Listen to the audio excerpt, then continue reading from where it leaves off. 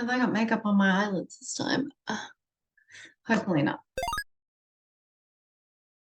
Hey legends, this is I Am Manifestation. I'm your conscious manifestation coach, Cerise, and I help you get out of your own way so you can manifest your version of an awesome fucking life. In this video, I wanted to give you yet another personal example of why circumstances don't fucking matter involving an engagement. I shared this story a while back on my TikTok, but I'm going to give the longer version of that here just to essentially give you guys some hope, because I do know that while I try to speak as generally as possible about conscious manifestation, a lot of you are here for the love stuff. And I don't teach generally because I think it's wrong to manifest love, or because I don't like helping people manifest love or anything like that, or specific people. I just think that there's a lot of people teaching love specific things for a few reasons. One, because they've literally just learnt about this whole thing, law of assumption, conscious manifestation, and see it as a way to control someone and make them love them, and therefore are now teaching it and charging for it, which I don't think is cool because they haven't yet successfully manifested what they're solely focusing their content on. And other people focus solely on love specific content because it gets the views, it gets the follows. I, in my good conscience, can't do that just to get the views and the follows. I wouldn't feel right about it. And I don't like really kind of preying on the, for lack of a better word, kind of desperation that people who want love, which, you know, we all do, but that desperate place that they're coming from, I don't feel good preying on that for the views, the follows, and the bookings or anything like that. However, so many of you, so many of you, are manifesting either love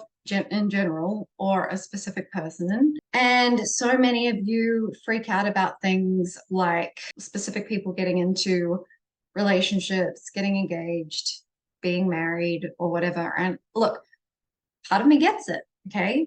You've spent your whole life taking the physical world as confirmation of your fears and are not used to the fact that it's your most consistent thoughts and subconscious beliefs that are what manifest, that are what are creating your experience before you even knew about conscious manifestation. So at one of my old workplaces, I was in an international company.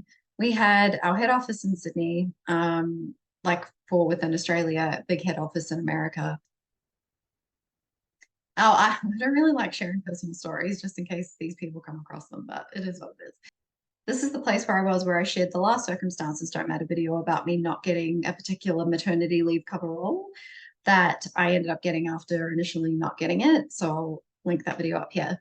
But during the upgrade that I did when I was there, where I was basically a project manager, I ended up meeting someone from IT, the IT team that was in our head office in another state, who I had spoken to on the phone, and I got along with the IT guys anyway, so it wasn't a big deal, but it was kind of putting a face to the personality, the person that I would speak to.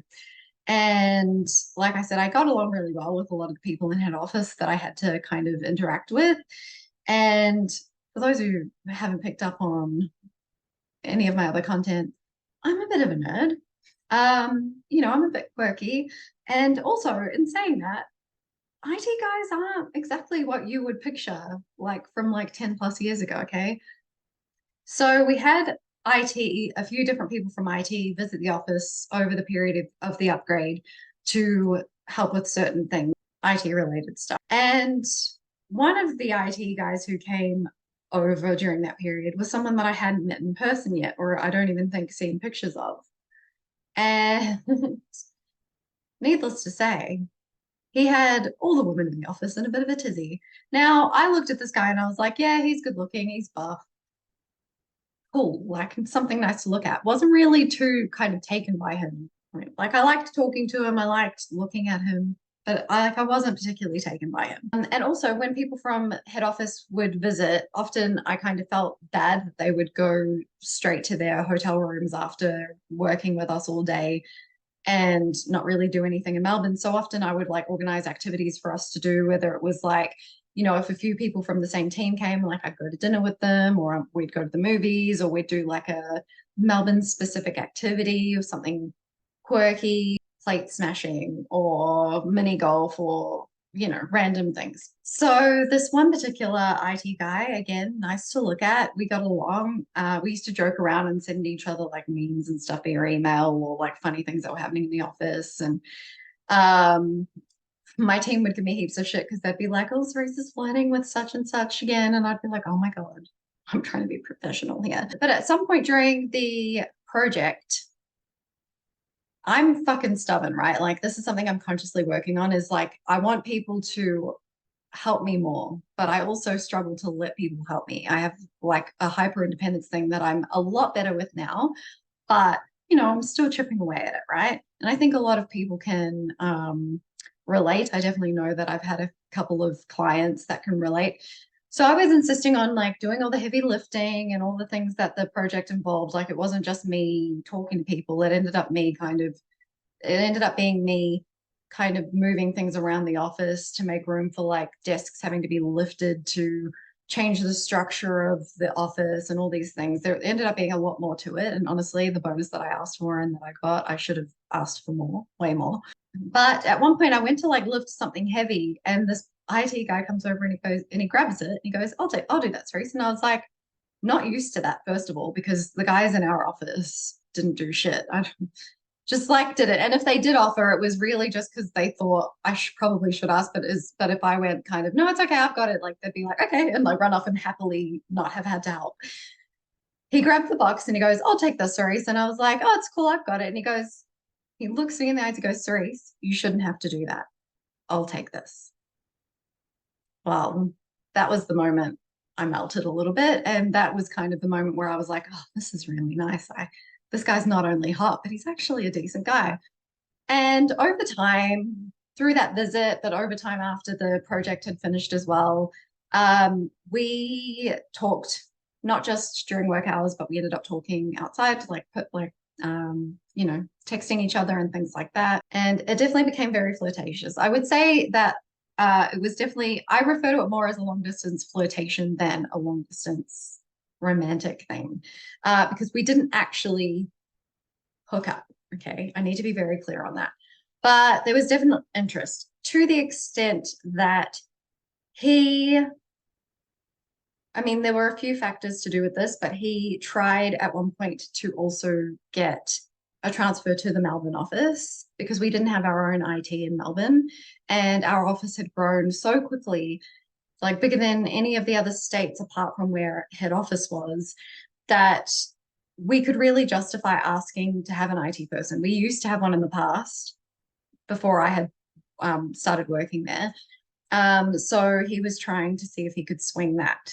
This was before I understood conscious manifestation. I have to make that clear as well. But that doesn't mean that I didn't manifest this, right? Because we're always manifesting. I need to make that also very clear. We're always manifesting. You can't just, oh, I'm just not going to manifest it anymore. I'm over it. No, you're just putting it in the too hard baskets. Stopping manifesting isn't stopping manifesting. It's just going back to manifesting from the autopilot of your subconscious programming, or what you're currently telling you at the time yourself on repeat at the time. So we got really excited about the idea of him getting a transfer to the Melbourne office. And it kind of was like this, yes, that shouldn't be a problem. We can totally justify that move. We can see why there would be a need for that now. And then we wouldn't hear anything for a long time. And then he'd bring it up with them again. Yeah, like, let me just talk to such and such. We're just waiting to get approval. And it was just this on and off thing over a long period of time. So again, I didn't understand conscious manifestation. I wasn't focusing my thoughts on it'll all work out or anything like that, or specifically like he's going to move here or anything like that. I was still in and out of doubt because I didn't understand how conscious manifestation works. Eventually, because of how things were happening, the conversation outside of work with us did start to wane. And at one point, I started to worry. You're either manifesting your wants or your worries, right?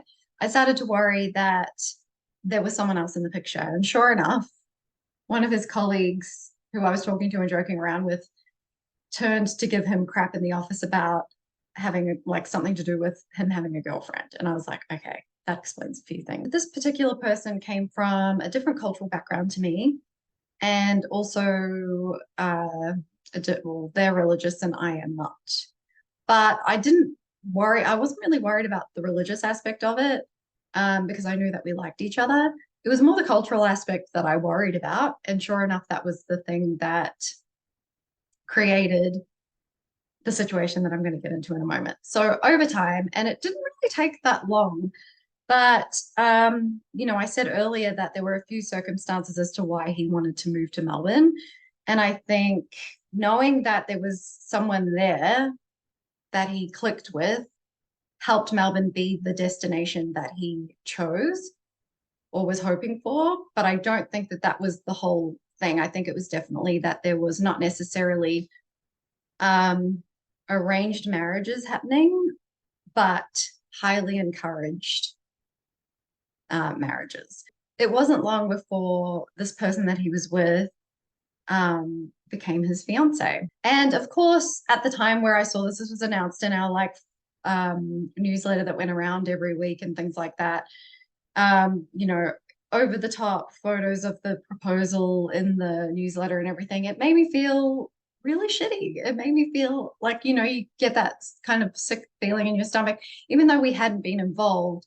It was just like, oh, that was the first person that I had been interested in a long time. And he ticked a lot of the boxes for the things that I kind of had listed out for myself as to what I wanted after when I was getting over my first ever heartbreak in my mid-20s. I was like, okay, I know that I don't want to go through that again. So what do I want? So that was a list of physicality, manners, values, even kind of mannerisms. It ended up being someone else that fit that list way more specifically. This person ticked a lot of the boxes, but wasn't all the things. So anyway, I just got to the point where I was like, okay, whatever.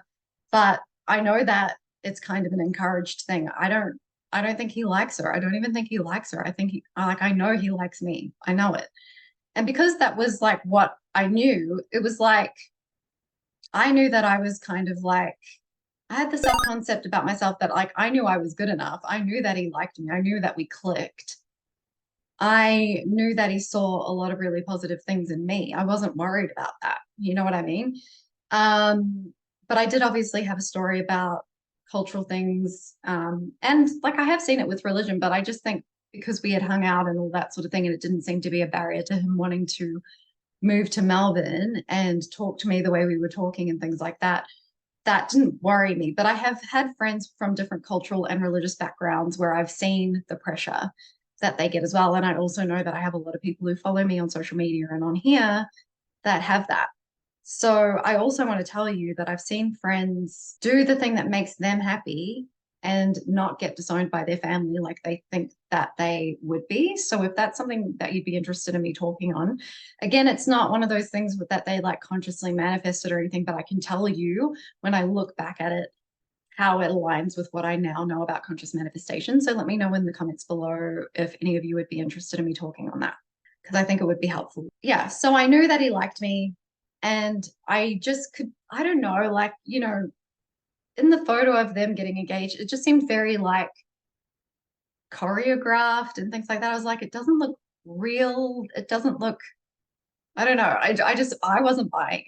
So my story was, even though I wasn't consciously trying to manifest that engagement didn't go through and that he still came to Melbourne and all those things, my self-concept at the time, the story that I had about myself, which is, the work that I had done on myself to get over my body image issues and my self-esteem issues before I even came to understand conscious manifestation. Not to say that that changed every story that I'd been getting in my own way with over time, but it got me to a pretty good place where I was like, I know I'm a catch kind of thing. I know he likes me and I don't think he likes her. And sure enough, when he'd come to visit for work-related reasons, he would talk quite a lot about, he wouldn't shit on his relationship, but he would definitely share things with me as a friend that he probably didn't feel like he could talk to anyone back home about, and frustrations and things. And I just remember thinking these are not things that people who are in a new relationship, honeymoon phase, but also newly engaged, so in love that they're engaged kind of thing, these are not issues they should be having.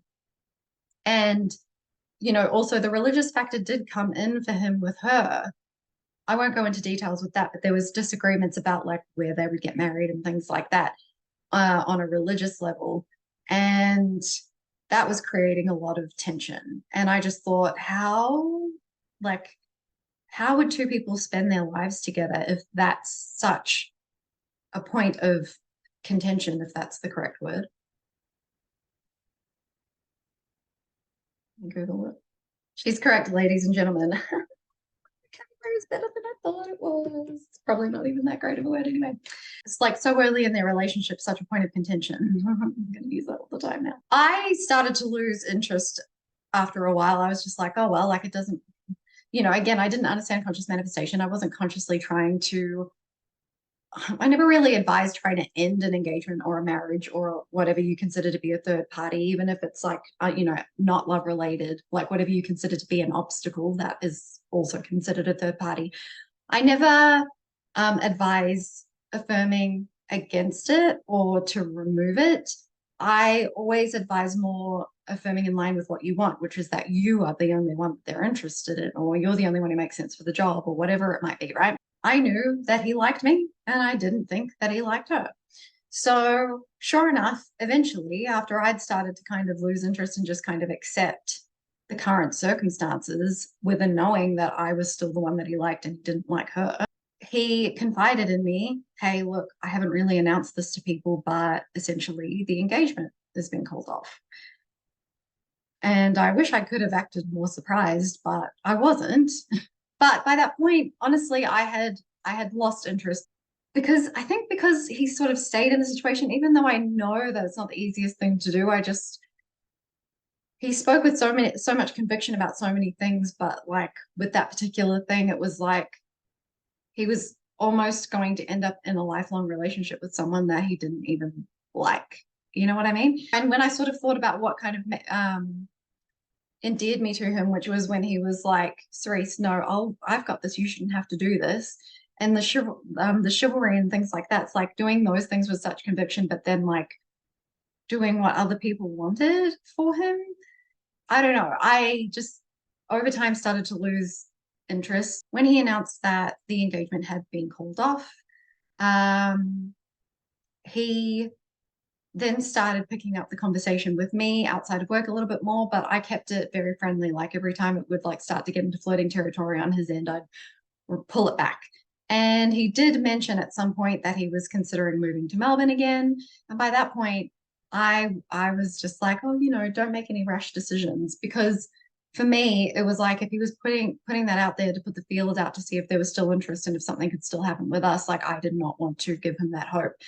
And for this to be where he chose to move, if that for that reason, like if it was here because he knew that there was someone here that he clicked with, and that person being me, I didn't want him to make that decision based on that.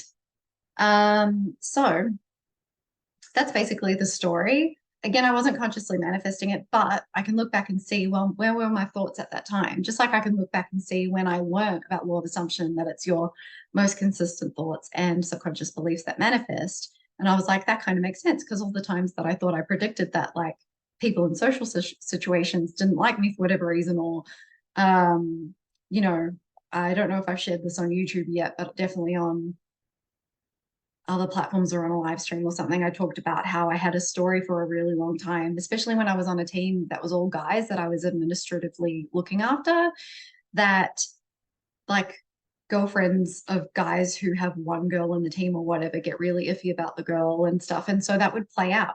I would look back and be able to see like times where I'd say to someone, oh, I don't think such and such's girlfriend likes me very much. And they'd be like, oh, you're just imagining things. And sure enough, it would play out. And I'm like, I'd be like, see, I predicted it, but I didn't predict it. I created it. So just like with those situations that I can look back on and see how I created it, I can look back in at that particular circumstances don't matter example that I just gave you and see where my thoughts were and be like, oh, well, that's how I created that. Like I wasn't trying to end a relationship or anything, but I knew, because of my story about myself, which is why your self-concept is so important. My story about myself was I'm the catch here, obviously. And so yeah, it just didn't work out with her. And look, ultimately, I think I am glad that that was the case. Not that I couldn't have changed circumstances down the track had he and I kind of gotten together officially or anything like that. But I think by the time I understood conscious manifestation, stumbled across the modern interpretation of the law of assumption, um, the old story about the like cultural and religious obstacles would have been too much for me to deal with. And I don't think I would have like lasted in a situation like that before I came to understand all of this stuff in order to kind of change the story. And this is exactly why I kind of can be sympathetic towards a lot of you who are coming from these cultural and religious pressures where you've grown up in it, you've been conditioned in it, right? And that's a lot of old story. I get that. So, believe it or not, again, I do have examples of friends who have changed their lives to what made them happy after some really trying circumstances that I would be happy to share if you let me know if that's something that you'd be interested in. But that's pretty much that story. But if that helped, if anything that I say resonates, helps you understand conscious manifestation better, and you'd like to help me on my mission to help as many people as possible on a free platform, it'd be really appreciated if you could like, share, comment, and or subscribe. I hate asking, but that's how this free platform shit works. So as always, thank you for being here. You're a fucking legend. Don't you ever forget it. And until next time, have a good one.